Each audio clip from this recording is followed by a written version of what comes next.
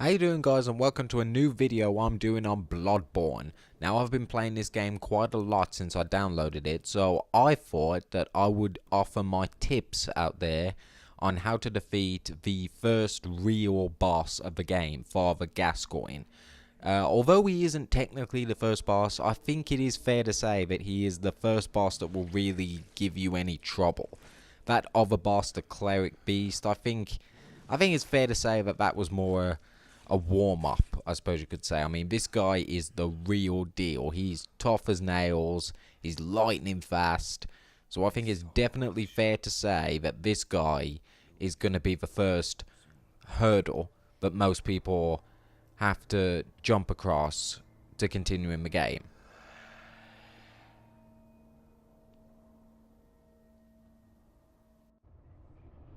Now, my first piece of advice for going in this fight is you want to make sure that you've got fully stocked up blood vials so that you can heal yourself with, because believe me, this guy hits hard and he hits fast, and you're not really going to have a chance to hit him to refill your health up to the orange bar, so you're definitely going to want to make sure that you've got lots of blood vials. The second piece of advice is that you really don't want to stay too close to this guy for that long, because like I said, he hits hard, but at the same time you don't want to spend too much time away from him either, because otherwise he will just spam his gun at you over and over and over again. So really you have to sort of alternate between getting close and backing off. Probably the biggest thing that will definitely help you in this fight is your ability to counter his attacks, and how you do that is with your pistol.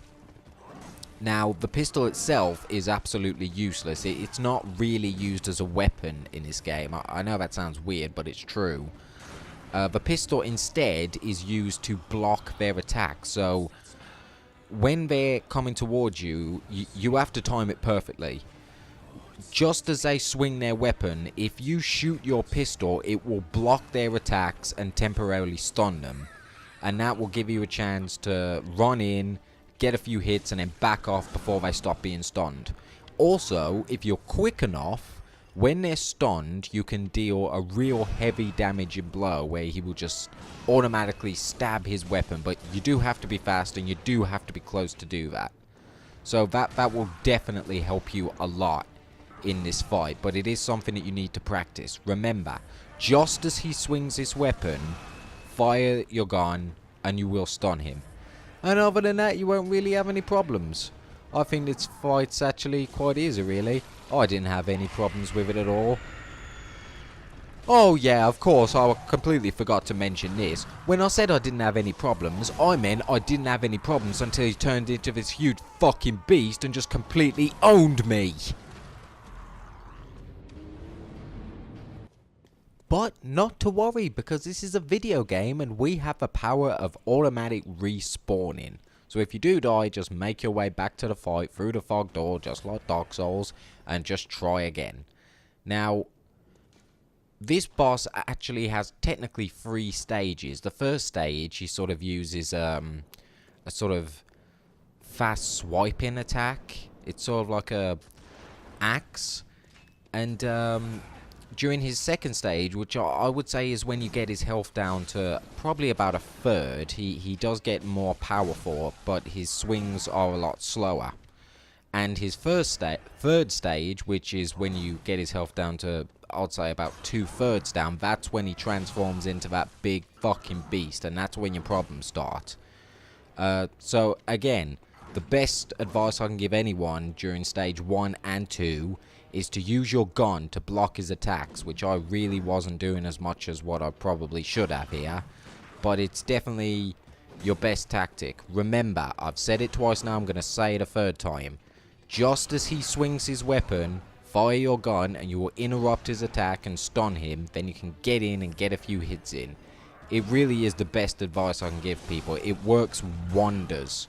But it is going to take a lot of practice to get used to it. So if you don't want to practice on this guy, my advice would be to head out, you know, fight a bunch of normal, weak enemies, and just keep constantly practicing on them until you master it. And once you have mastered it, you'll be very thankful you have, because it's definitely one of the best mechanics in this game. It can change a fight in a split second. But other than that, this guy really isn't that hard at all. I mean, yes, he's fast, and yes, he does keep spamming that annoying bullshit gun, and that can get really, really fucking annoying. But really, he's a one-trick pony. He offers nothing. Even when he enters his second stage and he goes two-handed with his axe, this guy is no problem at all. The main problem is when he gets to stage 3, but that's no problem.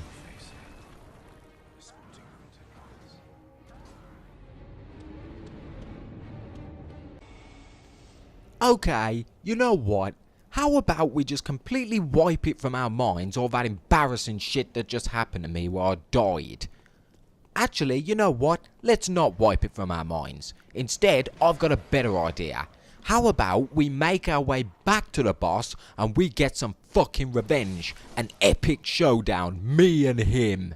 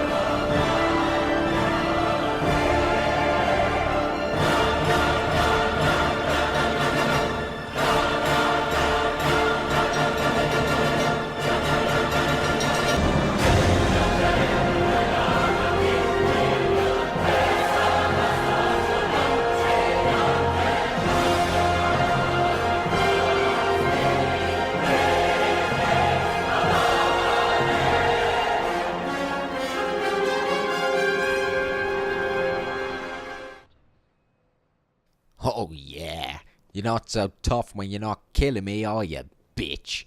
So yeah, that'll be my voice for this fight. Don't stay too close for too long, and don't stay too far away for too long either. Instead, alternate between the two. And definitely my advice will be to use your pistol. Learn how to block the attacks with your pistol. If you can't learn, go back, fight some weaker enemies, and keep practicing, because it will be a lifesaver with this boss, and no doubt for future bosses. So, there you have it guys, and I'll see you next time.